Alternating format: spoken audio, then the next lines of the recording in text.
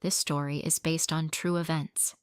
Somewhere in America, a man's world fell apart with just one message. His love, his trust, his future, all changed in a single night. But what came next was something even deeper. This is She Broke Me Completely. Her tears couldn't hide the truth. This is a story about betrayal, forgiveness, and the fragile miracle of starting over.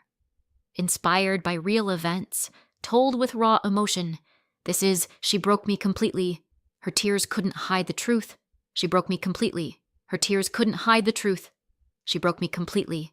Her tears couldn't hide the truth. The rain had that strange softness that only Seattle seemed to know. It wasn't a storm, not a drizzle either, just enough to remind you of everything you had lost. Ethan stood under the cracked awning of their apartment, his coat soaked, the bouquet in his hand bleeding color into the fabric. His phone vibrated again. He didn't have to look. He had already seen the message that had shattered something inside him hours ago. Can't wait to see you again, followed by a red heart. Mara's phone had lit up with it on the counter while she cooked, her hands trembling slightly as she turned it face down. That small, guilty movement was enough. Ethan had seen her freeze, seen her eyes blur between guilt and fear. He hadn't needed to hear the words. The truth was already there, heavy and cruel, sitting between them like a third person who didn't belong. He opened the door. The apartment smelled like garlic and warmth and something burning at the edges. Mara looked up from the couch. Her eyes were red, her voice shaking. "Ethan!" He wanted to scream, but his voice refused him. He stood there, flowers dripping, silence pressing between them. He didn't need to ask who Daniel was. He already knew. The story hadn't started with betrayal. It had started with laughter. 3 years earlier, in a coffee shop on Capitol Hill, a power outage had thrown strangers together. The espresso machine had died, people cursed softly, laptops shut off mid-sentence, and someone had lit a candle near the counter. In the soft amber glow, Mara laughed. It was the kind of laugh that pulled attention without asking for it. Ethan had turned instinctively, his own small smile answering hers. She had a camera slung around her neck, a trace of cobalt paint on her wrist, and eyes that looked like they had already seen both love and loneliness and decided to forgive them. They shared a table, mostly because the darkness made the place feel small and the candlelight turned it into something intimate. "I'm Mara," she said. "I don't believe in coincidences, but I do believe in good timing." "Ethan," he said, brushing rain off his sleeve. "Software engineer, maker of unimportant things." She tilted her head, curious. "What kind of unimportant things?" "An app that tells you which coffee shop to go to based on your mood. It's a dumb side project." "Matchmaking for caffeine addicts?" she teased. "Okay, Mr. Engineer, tell me where someone who's heartbroken but pretending not to be should go." He grinned. "Someplace where the barista doesn't ask questions." That was the first spark. Humor dipped in melancholy, connection born in powerlessness. From that night onward, everything built itself like lines of code in Ethan's world, logical, methodical, but written with emotion this time. Mara became his light in a life that had long been dim. They built the Haven app together, and somewhere in that process, he stopped being just a programmer, and she stopped being just a photographer. They were creators, partners, lovers, the kind of couple that made other people believe again. But love isn't always a crescendo. Sometimes it's background noise that slowly fades while you're busy turning up other volumes. The distance crept in quietly. Her photography took her to new people, new faces, new stories. Daniel came in through a work assignment, a food truck owner with easy laughter and quick charm. He asked her to take photos for his new marketing campaign. He paid on time. He flirted lightly. At first, it was harmless. Until one night, after a shoot, when the city's rain blurred everything into silver and a line was crossed, Mara would remember the smell of cumin and citrus, the hiss of the stove, and the way Daniel's hand brushed hers too long. He leaned in, and she didn't move away. The kiss was brief, but the silence after it was endless. She told herself it meant nothing, that she would never see him again, that people made small mistakes all the time and fixed them quietly, but lies like that rot slowly. Weeks later, Daniel's message found her at the wrong time. Ethan found it before she could hide it. He didn't shout. He didn't break anything. He just looked at her with a pain that felt older than time. "Tell me everything," he said, and she did. Every word, every stupid justification, every tear. That night, he slept on the couch. The sound of rain against the window mixed with her quiet sobs from the bedroom. He texted his best friend, Noah, at 2 a.m. "She kissed someone," he typed. "Leave?" came the reply. "I don't know how," he wrote back. The next few weeks were slow-motion wreckage. Therapy, distance, silence. Ethan still went to work, still wrote code, but his hands hesitated on the keyboard. The app he had built with her now felt like a ghost. Mara, meanwhile, tried to rebuild herself. She visited Mrs. Boone, their 80-year-old neighbor who never missed a thing. "You look like someone who's trying to put rain back into the sky," the woman said one afternoon, handing her a cup of tea. "I heard him," Mara whispered. "Then start by not lying to yourself anymore," Mrs. Boone replied gently.